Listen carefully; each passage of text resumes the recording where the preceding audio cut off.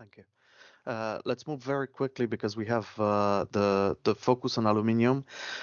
When you look at the supply, we've analyzed the supply because when it comes to pricing, what has happened when aluminum went above 3,700 per metric ton for in terms of dollars, it was simply a crazy jump that has not been observed.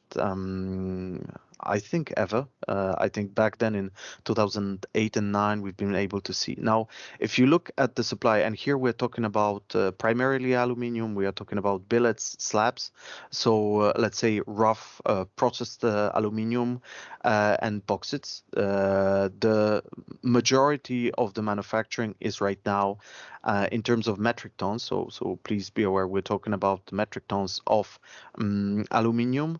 We're not talking about aluminum, so the oxides, that is a totally slightly different story, but the picture is similar. There are very few mismatches and a couple of players, especially from Australia or Australian origin, that influence the market. But majority is at the hands of Chalco in China. It's primarily from China to the Chinese market as well, and followed by Hongqiao. And number three here is actually Rusal. And what we foresee is that the impact, especially on LME, will be significant. We had a slight correction of the shock, and the prices leveled out at the ones that has been just at the beginning of the conflict.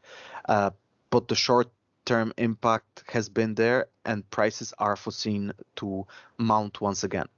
So reaching close to $4,000. That was something that we've encountered in the first day of March, and we foresee that to climb even up. The fact is that Rusal has been very much connected with Ukraine as well, within the continuous flow,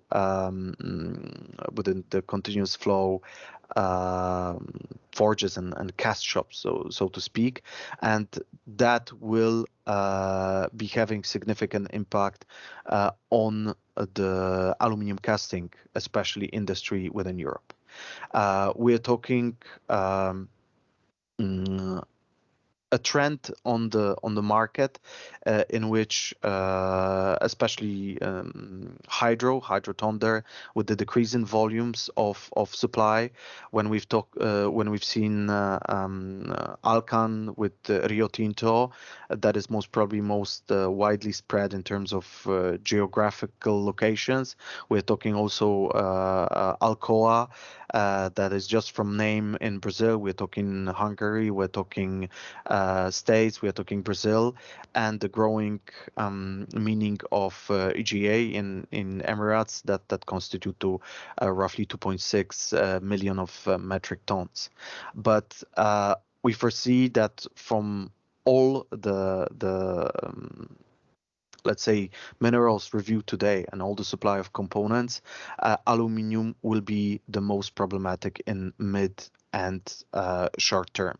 So if we perceive nickel as a short-term squeeze of the market, and a lot of speculation when we perceive, and naturally that is some of what we take out from the analysis and discussions with the partners we are having with the suppliers, when we see that the supply of steel should still be there, aluminium will be under intense pressure because of the amount of industry is being utilized. So whether we are talking about aluminum profiles that are coming from billets, we're talking about slabs that are also being supplied by some large groups, not only by Rusal, but for example, the groups coming from around of Kamensk-Uralsky in Russia.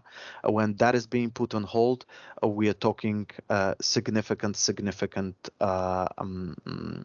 issues in the market and further growth of prices. So quite a dangerous mark in both in short and midterm when it comes to aluminium.